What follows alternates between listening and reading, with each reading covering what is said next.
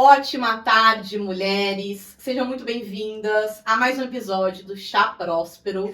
E hoje nós temos a honra de receber a minha professora querida, professora de muitas pessoas que estão escutando esse episódio, Angelita Matos Souza. E é grande, assim, a extensão dela de títulos. Eu vou, assim, resumir, tá? Bacharel em Ciências Sociais pelo IFISC da Unicamp, mestre em Ciência Política pelo IFISC da Unicamp, doutora em Economia pelo Instituto de Economia, também da Unicamp. E aí eu vou convidar ela para falar um pouco também sobre ela. O objetivo hoje aqui é a gente falar da mulher, o dinheiro e a função da moeda na história. Então, antes da gente começar, eu estava falando com a Angelita que eu sempre falo com as minhas clientes que o ambiente em que a gente nasceu e que a gente foi criada, ele importa. É muito diferente ter nascido no Brasil em 86 ou na Suíça em 86. Então, eu convidei ela aqui para a gente bater um super papo sobre a mulher brasileira, sobre os nossos históricos. E tem uma frase mara que ela me falou, que eu quero começar, que ela é ótima com polêmicas. Então, o episódio de hoje vai ser maravilhoso. Seja muito bem-vinda. Um prazer estar aqui. Letícia foi minha aluna, minha orientanda e hoje é minha amiga. E eu tenho acompanhado, lógico, o trabalho dela. É muito interessante, é muito útil, né? Acho que ajuda muito. Então, é um enorme prazer estar aqui hoje. Então, vamos começar a primeira parte, que é falar sobre a história da mulher e do dinheiro. Então, antes de nós sermos proibidas de votar, a gente já era proibida em ter dinheiro. E muito do que a gente vive hoje vem de uma história que nos afastou da posse, da herança, da escolha. A mulher, ela não tinha escolha. E a minha primeira pergunta para você é quando e como começou essa separação entre a mulher e o dinheiro na nossa história? Olha, a separação no capitalismo, quer dizer, você tem toda uma história anterior ao capitalismo, né? E você tem também a questão do dinheiro que vai evoluindo aos poucos até chegar a essa versão que a gente conhece hoje, que não são mais nem notas, hoje a gente usa tudo cartão digital, tal, né? Então a história do dinheiro é muito longa. Agora a história da separação, digamos assim, entre mulher e dinheiro, ela se consolida mesmo com esse modelo de família tradicional, monogâmico, em que o homem é o chefe de família, é o provedor. Um modelo de família que, lógico, nos dias de hoje está desmoronando, mas é por aí, né? Na medida em que você vai instituindo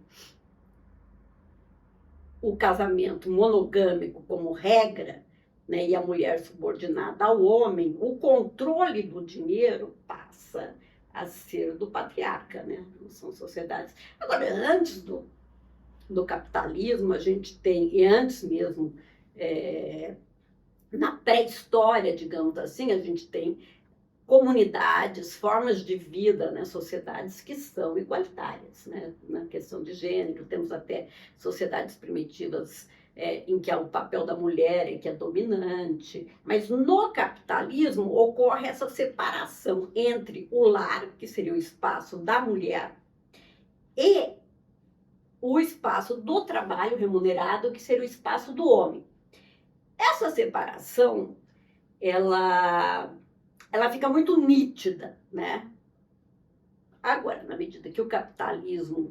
Porque ela fica muito nítida no capitalismo? Existia antes, existia, lógico, né? A mulher, ela, nas sociedades pré-capitalistas, não era nitidamente separado. Se na antiguidade existia essa separação, lógico, entre a mulher e o homem. Era o homem que tinha cidadania política, era o homem que votava, era o homem que decidia, mas não havia uma nítida separação no sentido de que o lugar do homem é o lugar do trabalho assalariado e o lugar da mulher é o lugar do trabalho doméstico, não assalariado. As coisas se misturavam mais. Mas isso aconteceu antes ou depois, ou com a primeira revolução industrial? Com a Revolução Industrial, essa é a minha leitura, lógico. Sim, claro. Tudo melhora, né? Sim.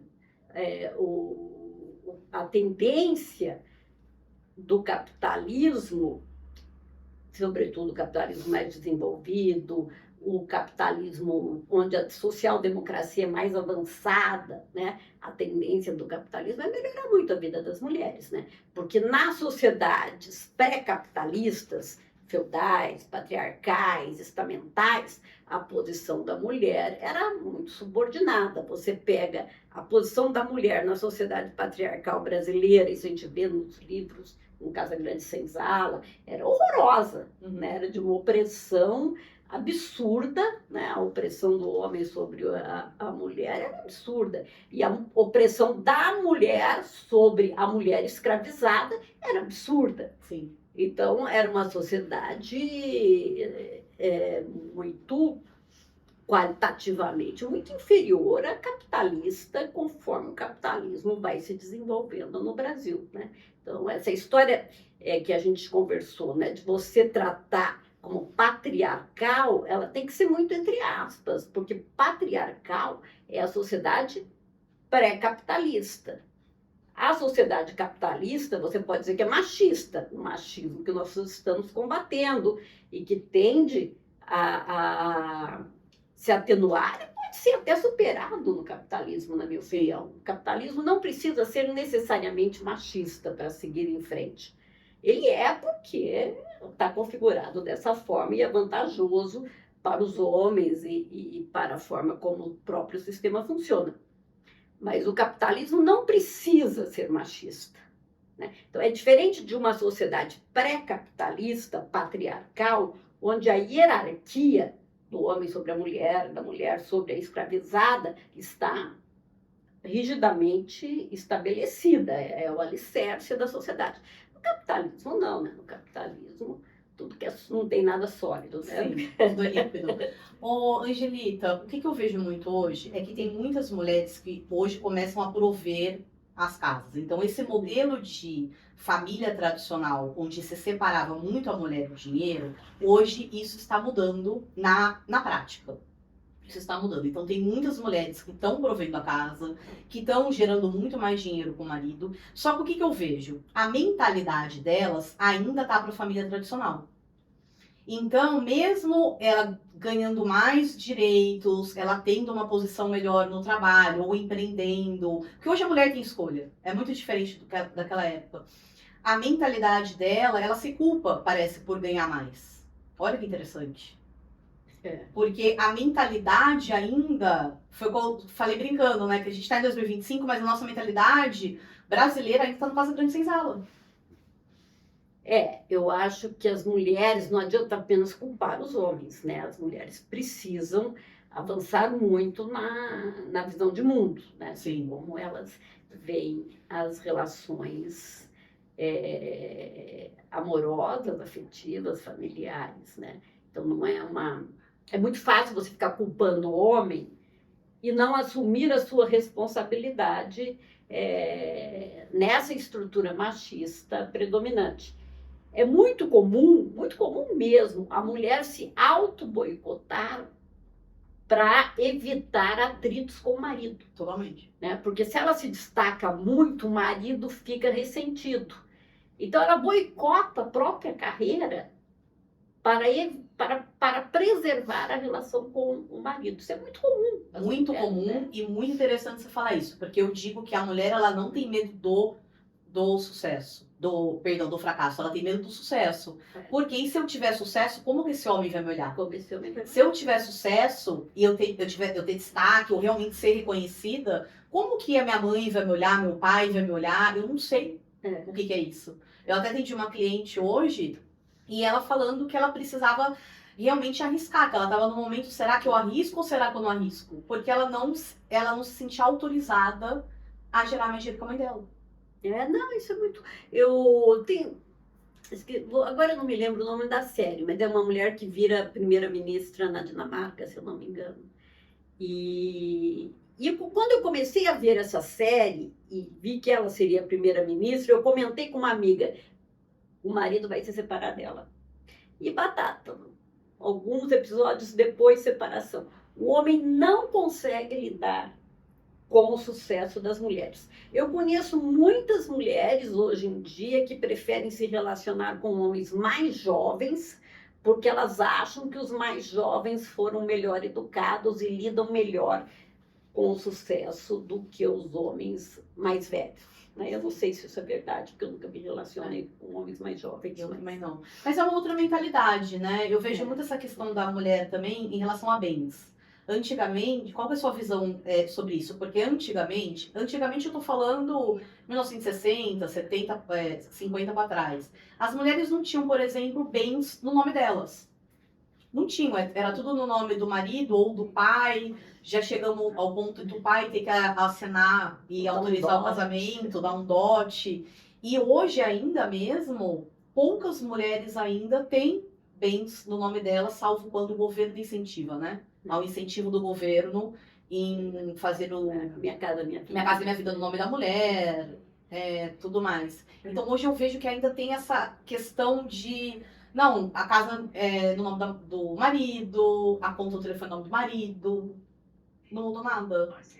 Não, a maioria é isso mesmo, né? Agora, tem muito, cada vez mais. No Brasil, 37% das... Eu tenho uma aluna que trabalha no emprego doméstico remunerado no Brasil, que é exercido, sobretudo, por mulheres negras. E 37% são mães solo, são elas que dirigem a casa, que dirigem a família.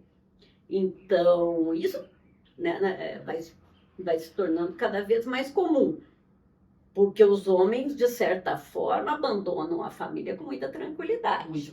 Para eles ir embora é muito fácil. E a mulher, não. Em geral, a mulher quer ficar com os filhos. Até a guarda compartilhada para a mulher é difícil, porque aqueles 15 dias em que a criança está com o pai são 15 dias que ela fica muito preocupada, muito estressada. Então, a mulher ainda é a grande responsável pela administração da casa, pela administração, pela esfera dos cuidados, como a gente diz, porque não são só os filhos, são os pais. Conforme os pais vão envelhecendo, quem acaba cuidando são as mulheres, né? Então, é toda uma carga invisível de trabalhos, e às vezes trabalhos muito extenuantes, porque a pessoa trabalha, volta para casa, tem que arrumar a casa, tem que fazer a comida dos filhos, tem que preparar isso, aquilo, tem que cuidar dos pais idosos, é uma coisa impressionante. Tá vendo que na sociedade patriarcal, a mulher, então, começou nessa divisão entre dinheiro e a separação da mulher com o dinheiro. Muita opressão, né? A gente era muito subordinada aos homens. E na sociedade antes da patriarcal, você comentou que existia uma igualdade. Então a gente tem nos nossos genes um pouco a gente conhece a igualdade lá longe. Sim, na pré-história, digamos assim, né? Na pré-história, você tem estudos antropológicos que identificam sociedades igualitárias. E mesmo sociedades que eram dirigidas por mulheres, sociedades, né, primitivas, né, que, assim, na pré-história. Depois, na medida que a história vai avançando, e vai se tornando desigual, né, com o surgimento com a superação de formas igualitárias de organização, vamos dizer, havia um comunismo primitivo. Uhum. Esse comunismo primitivo foi superado e surgiram as sociedades que são sociedades desiguais. Não é possível voltar a esse comunismo primitivo. Aliás, ninguém quer, né? Ninguém quer tomar banho de rio, ninguém quer abrir mão da luz elétrica. Tecnologia, não. Não é isso, não é uma coisa que pouquíssimos querem, né, eu acho. Então, essa volta não é isso que se imagina para o futuro, não é uma volta ao comunismo primitivo. Mas existiram sociedades igualitárias. Depois avançou, né, no sentido de sociedades muito desiguais, sociedades escravas. Se avançou, né, se regrediu, na verdade. Sim. Aquilo que o Rousseau diz, a sociedade, na verdade, não é avanço, é regressão, né, coisa maravilhosa lá discurso sobre a origem da desigualdade, né? Quanto mais você avança na sociedade, na verdade, mais você está regredindo, mas é porque ele tem uma visão romântica e tal. Então, na medida em que você vai avançando, você tem uma sociedade escravagista na antiguidade, que é horrível, lógico. Você tem a sociedade feudal. Hoje tem muitos estudos, era melhor até o feudalismo que o capitalismo, a mulher tinha mais liberdade no feudalismo. Pô, isso é mentira. Mentira. Pode ser em uma ou outra região, mas em geral o feudalismo era horrível, né? Servos também podiam ser sujeitos a castigos físicos, era uma coisa horrorosa. Então, não tem menor graça essas teses de que o feudalismo, que os camponeses viviam melhor em comunidade. Agora, é verdade que o trabalho camponês na sociedade feudal, ele não tinha essa divisão homem-mulher nítida, era um trabalho familiar. Comunidade. Isso é verdade.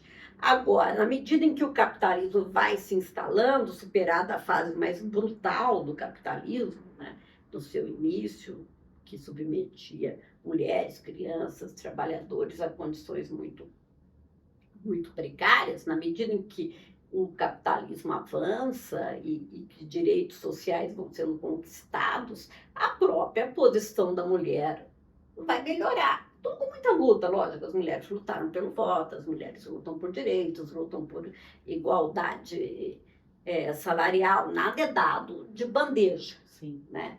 Agora, também tem que fazer uma distinção entre a mulher trabalhadora, a mulher pobre, essa sempre trabalhou. Né? Então, uma ex-escravizada, após a abolição, ela trabalha. E ela tem mais facilidade para ter trabalho fixo do que o homem, o ex-escravizado. Então, você tem até essa relação que é a mulher que trabalha, que é a mulher que paga as contas, e o homem, eventualmente, né, o marido, se ela tiver, arruma trabalho, isso que a gente chama de bicos. Né? Então, a mulher, na sociedade pós-abolição, ela tem mais facilidade para arrumar trabalho fixo, né, como empregada doméstica, continua a exercer as funções que ela exercia quando era escrava, só que agora é trabalho remunerado. Né? Então, essa mulher sempre trabalhou, sempre trabalhou, né? E continua trabalhando muito até hoje, sendo muito mal remunerada até hoje. E isso independe de cor, né? Pode ser negra, pode ser preta, pode ser parda. A mulher, a empregada doméstica no Brasil é muito mal remunerada. Mas o que eu quero dizer é que essa sempre lidou com dinheiro, porque essa sempre trabalhou. Muito legal, interessante isso. Só que às vezes esse dinheiro que era ela, fruto do trabalho dela, muitas vezes, a maioria das vezes, era administrado pelo marido, né? Ele pegava o dinheiro e ia para a cachaça. Ele pegava o dinheiro. Então, às vezes não ia para a cachaça, mas pegava o dinheiro, né? Então, e tem outra coisa também. Eu tinha uma moça que trabalhava em casa, eventualmente, e ela veio da Bahia sozinha. Tá. E ela chegou aqui, logo ela arrumou um namorado e casou e tal. E um sujeito muito bom, ia buscá-la, como ela trabalhava à noite, ia buscá-la sempre e tal. Mas uma vez ela me disse, eu não sabia que São Paulo era assim, que você podia morar sozinha, ser mulher e morar sozinha. Né? Que ela me via morando sozinha e tal. Ela falava, eu não sabia que aqui isso era tão comum. Se eu soubesse, eu não tinha casado. Por quê? Porque ela buscou um marido, porque ela veio sozinha, ela precisava de alguém que a protegesse. Né? Então é a figura do marido. Né? Isso é muito interessante, lembrei agora de casamento. Muitas mulheres hoje, falei até num episódio com a Silvia Catabelian, e o que acontece? Elas são casadas geralmente em comunhão parcial de bens, só que mentalmente elas não é o nosso dinheiro, né? Porque quando você casa em comunhão parcial de bens, o que você construiu pós-casamento é nosso. Elas internamente não conseguem considerar esse dinheiro como nosso. De tão independente, porque a luta foi tão grande das mulheres, que elas têm essa questão do ser independente. Eu preciso ser independente deles. E é muito pesado, porque eu estou excluindo esse homem. Eu estou naquela mentalidade lá do começo do século passado, que as nossas avós, bisavós, precisavam realmente ser independentes. Elas viviam um outro contexto. Eu sou totalmente favorável à separação total de bens. Sim. Né? Agora, é muito constrangedor. Eu já fui em cerimônias matrimoniais, é constrangedor quando você ouvir, né? Separação total de bens, porque dá a impressão que não é uma relação baseada numa confiança mútua muito grande. Mas é o certo, né? Porque. Eu sou casada em separação total de bens. É. E sempre foi muito tranquilo, assim, entre eu e o João. Hoje a gente tá construindo junto o nosso, mas o que veio antes do casamento. Eu casei quase 40 anos, então imagina. Tem muita coisa que aconteceu até 40 anos. Não era mais aquele casamento de casei com 20, com 22, vamos começar uma vida junto. Eu já tinha uma vida antes. E isso daí não atrapalha. Eu acho que há homens muito modernos, digamos assim, né? Muito modernos. Que têm tranquilidade e orgulho do sucesso da mulher. É difícil encontrar, mas existem. Existe. E eu acho que hoje em dia está cada vez mais existindo isso. Muitos foram criados por mulheres que trabalhavam, né? Então, eles já vêm com outra mentalidade. Agora, os homens da minha geração, ou mais velhos, têm muita dificuldade para lidar com o sucesso da mulher e se sentem ofendidos. Quando a mulher tem mais sucesso, ganha mais, etc, etc. São muitas as dificuldades, né, Letícia? Dificuldades até no campo sexual. A mulher, às vezes, não tem prazer sexual e não consegue dizer para o homem que não tem. E se diz, ele se ofende.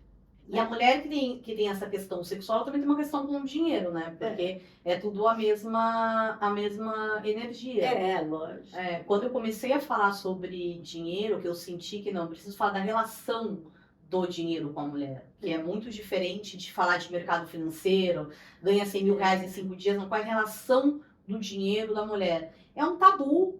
E, gente, tem muitos sentimentos que a gente tem em relação ao dinheiro. Tem raiva. Imagina a mulher preta, quanto ela trabalhou e quanto essas gerações seguintes têm raiva de tudo que essa mulher sofreu. Então tem raiva, tem vergonha da situação financeira, tem raiva porque a colega consegue monetizar e eu não consigo. São muitas relações. E eu comecei a perceber, Angelita, que as mulheres realmente não falam de dinheiro. Elas não têm intimidade financeira com o marido. Elas não conversam de dinheiro com o marido. E assim, eu também não conversava. Eu fui aprendendo, né? A gente vai trabalhando com isso e a gente vai percebendo tantos tabus que tem, sabe? De compartilhar mesmo com o João o medo que eu tô de perder, o medo de continuar no negócio. Ele, não, você vai continuar. Se não fosse ele, eu não tô aqui.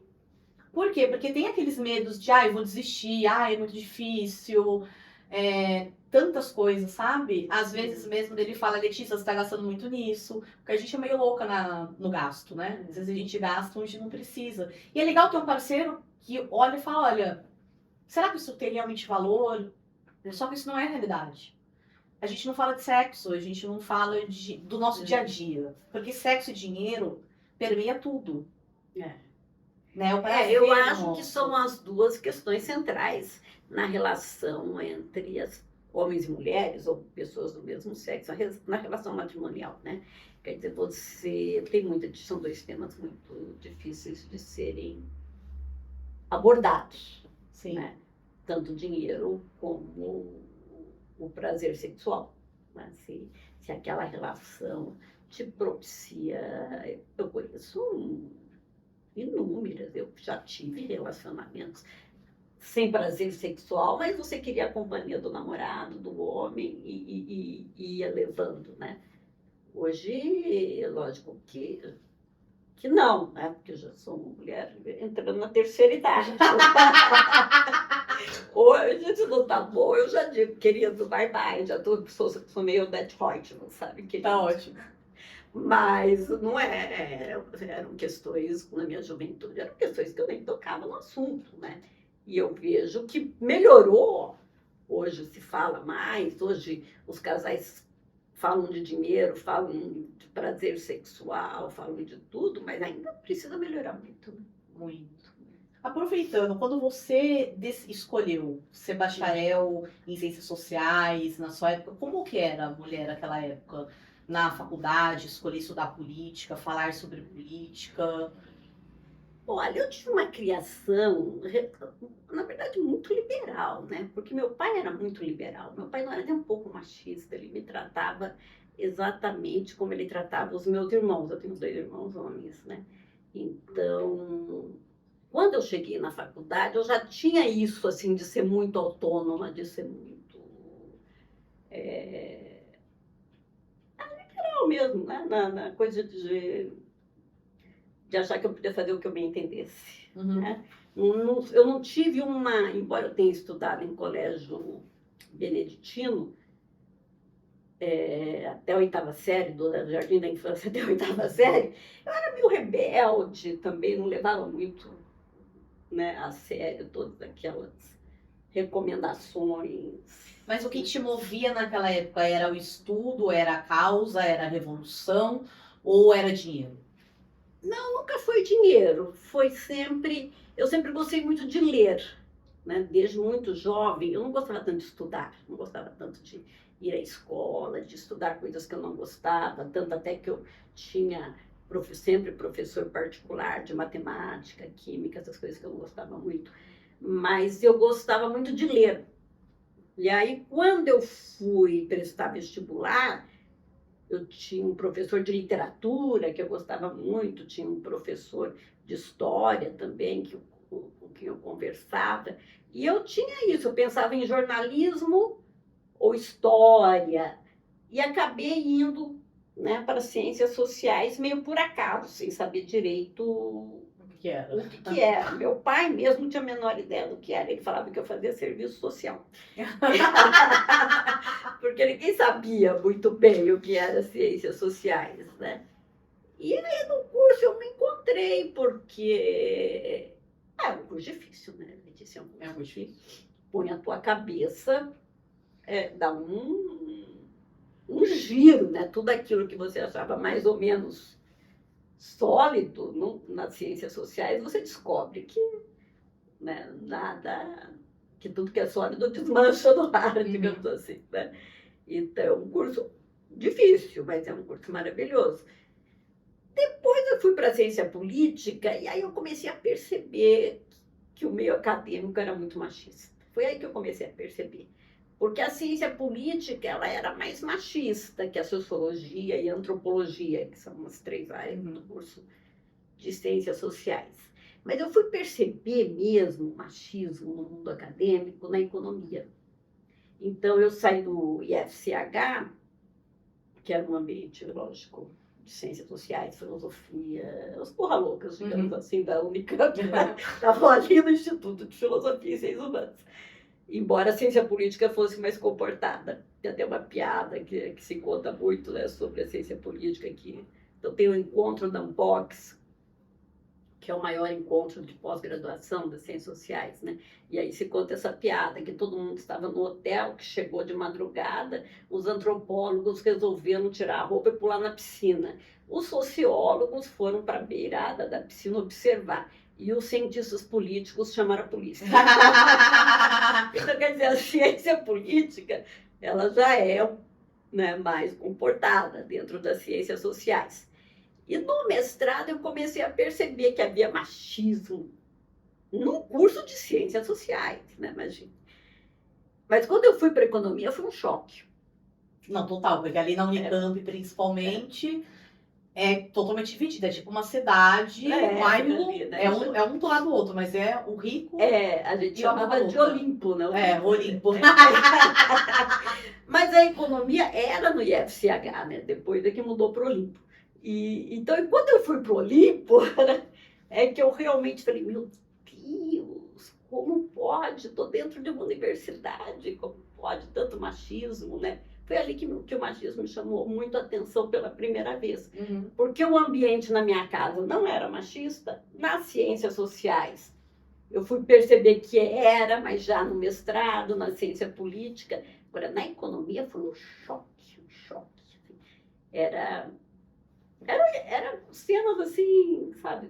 A pessoa está conversando com você, uma vez o sujeito conversando comigo, aí ele falou, não, tem um escritor, o Borges, aí ele para, olha para mim, a mesa só tinha homem, só eu de mulher, ele para, olha para mim e fala, é um escritor argentino. Aí eu falei, pensei que fosse baiano. Então, quer dizer, era um machismo assim, chocante, absurdo. E a figura menos machista que eu encontrei ali, por incrível que pareça, foi o professor João Manuel. Todo mundo fala, né, dele como alguém que você supõe que seja autoritário, machista, e não, foi a pessoa menos machista que eu encontrei no Instituto de Economia. As mulheres também eram muito machistas.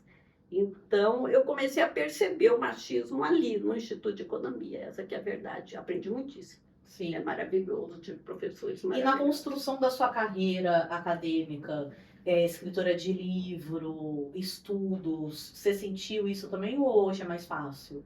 Hoje você não tá nem aí pra nada? Eu acho que eu nunca estive muito aí para nada, sabe? Eu tive um orientador de mestrado que me ajudou muito, grande parte da minha formação. Eu devo a ele, que não era nem um pouco machista também, sempre perguntava a minha opinião, o que eu achava, eram sempre conversas, a orientação eram sempre conversas muito pouco ou nada hierárquicas, né? Então,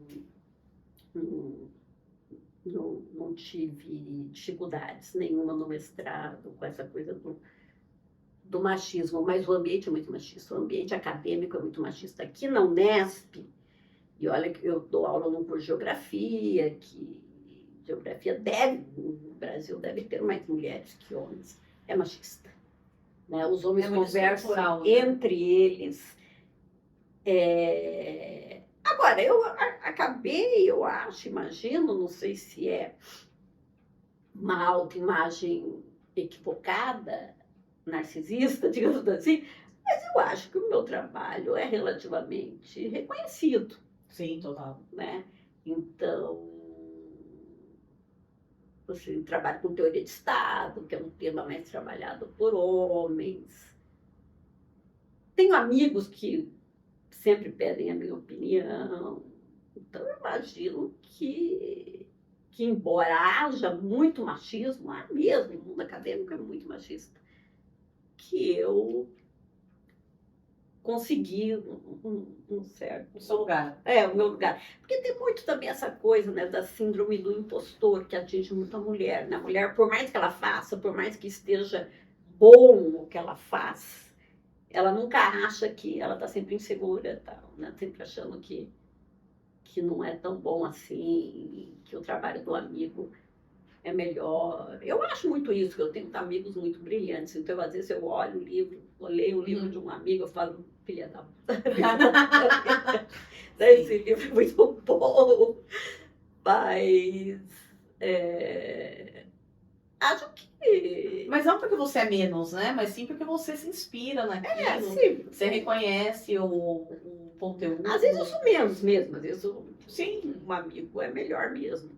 Mas no sentido de ser menos de não que você não é o suficiente, você ainda tem muito para aprender, você ainda tem muito para melhorar, acaba sendo um incentivo. Eu acho que cada um tem uma história de vida, né? Você às vezes tem uma vida muito mais estável. Sim. Né? Às vezes você é atropelada pela vida.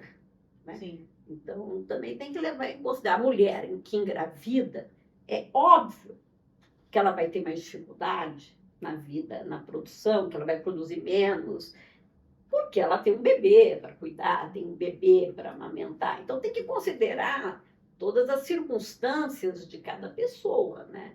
Tem pessoas brilhantes que poderiam escrever coisas brilhantes e que têm transtornos psíquicos e não conseguem.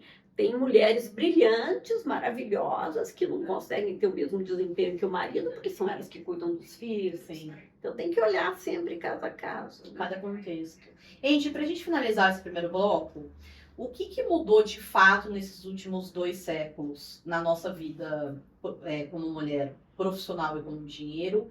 E o que ainda você vê que se repete e tem vários desafios? 2 séculos é muito tempo, mas eu acho que no último século a vida das mulheres melhorou muito, né? Em geral, melhorou muito. Então, e acho que tem que melhorar muito ainda. Muito, mas melhorou. A mulher foi para a universidade, a mulher hoje em dia se separa quando não fica. Ela tem escolha, né? Ela tem Eu lembro que eu tenho uma tia minha escolha. que ela precisou fazer disquite o nome? É. E aí ela conseguiu a separação só 2 anos depois. Litígio, essas coisas. Hoje uma mulher agredida, ela tem apoio, né, legal, apoio, delegacias só para ela no Brasil. Isso é um avanço enorme, né? Então, eu acho que a situação da mulher melhorou. Precisa melhorar? Precisa. Mas melhorou significativamente, né? Sim. Não tem comparação, né? A situação da mulher hoje, século XXI, com a situação da mulher De 100 anos atrás. de 100 anos atrás. Né? Melhorou Sim. muito. E só para a gente finalizar, fiquei com uma pergunta que é em relação ao Bolsa Família. Sem entrar na questão política, mas por que o Bolsa Família ele é principalmente destinado para as mulheres e não para os homens? Porque tem essa ideia, né, na concepção da política de que quem cuida é a mulher, né? Quem cuida dos filhos, quem cuida da casa, e se coloca no nome dos homens, ele pode expulsar a mulher, como é muito comum em sociedades patriarcais, né? Eles expulsam. Sim. Eu acho que isso é legal a gente falar, porque hoje a gente tem mais ou menos 5 milhões de crianças que não têm o nome do pai Que não tem uma na certidão de nascimento. Fora aquelas crianças que têm o nome do pai, mas não tem pai. Não tem pai, né? porque o pai. E às vezes a gente fala muito sobre Bolsa Família, Bolsa Família, Bolsa Família, mas ele é quase só a mãe que recebe o Bolsa Família, né? É a que cuida da casa. É, a maioria, a grande maioria. E isso é um tema importante, porque quando a gente fala em cuidar do nosso dinheiro, a mulher, ela, geralmente, ela mesma de alta renda, ela não participa do dinheiro da casa. E ela tem essa força, essa energia de administrar, de gerir o dinheiro da casa. Aí o que acontece? Quando ela se separa, ela tem aquela surpresa do tipo, nossa, cadê o dinheiro? Ou quando ele morre, que pode acontecer, ela também tem uma surpresa, mas cadê o dinheiro? Como é que foi investido? Porque ela simplesmente não participa do dinheiro da casa. Eu conheço uma advogada que ela diz que uma coisa que afeta muito as mulheres em situação financeira favorecida, né? As mulheres não vulneráveis, digamos assim, é que os homens colocam dinheiro no exterior, né? Somem com dinheiro. Então, aí quando elas se separam, elas muitas vezes ficam pobres, né? Porque esse dinheiro sumiu. E isso é muito comum. Isso é muito comum. Então, eu até quis te fazer essa pergunta, até tem uma mulher presa atrás de você que ela é maravilhosa, porque elas têm essa força mesmo do trabalho, de sempre trabalharem, e de que a gente tem essa energia, né, a mulher de ser administradora da casa, de gerir o dinheiro, de cuidar dos filhos. De cuidar dos filhos. Então, a importância que é a gente saber o que está acontecendo com o dinheiro na casa. Porque ela também é o dinheiro dos nossos filhos, né? Para quem é mãe, é o dinheiro dos nossos filhos. Então a gente não pode terceirizar nem só para o homem, nem só para a mulher. Eu também sou contra. Só a mulher sabe do que está acontecendo com o dinheiro da casa, eu também não. Porque se nós somos um casal, a gente tem que ter esse equilíbrio, essa intimidade, para a família ir junto na mesma direção, né? Porque como eu estava falando, 57% dos divórcios do Brasil é por problema financeiro. A outra parte é também, só que não sabem. Eu acho que a mulher, ela administra melhor o dinheiro, né? Assim, sim. Em geral, a mulher, ela tem mais habilidade para... Ao contrário, dizem pra gente o tempo inteiro o contrário, que quem sabe lidar com dinheiro são os homens, mas na verdade, as mulheres, em geral, quando elas se separam, quando elas têm que administrar, né, sozinhas, uma casa, um trabalho, elas se dão muito bem, né? As mulheres são mais focadas, são mais organizadas. E é histórico isso também, né? O cuidar é nosso, né? O amamentar, o cuidar, o ensinar a... Eu vejo com a Beatriz, eu tenho tanta habilidade que eu ensino ela, gente, que eu nem sabia que eu tinha. E assim, a gente... eu seco ela com a toalha e ao mesmo tempo tô escovando o dente da menina, sabe? É um monte de coisa ao mesmo tempo. A mulher tem essa tendência a fazer muitas coisas ao mesmo tempo, né? O homem não consegue. Sim, É, sim.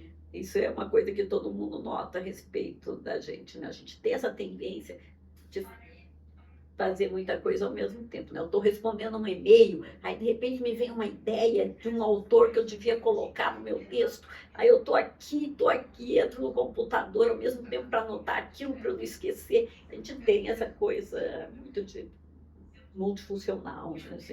Sim. Então, vamos para o próximo bloco, falar sobre a moeda, o valor e o feminino. Aguardem o próximo bloco.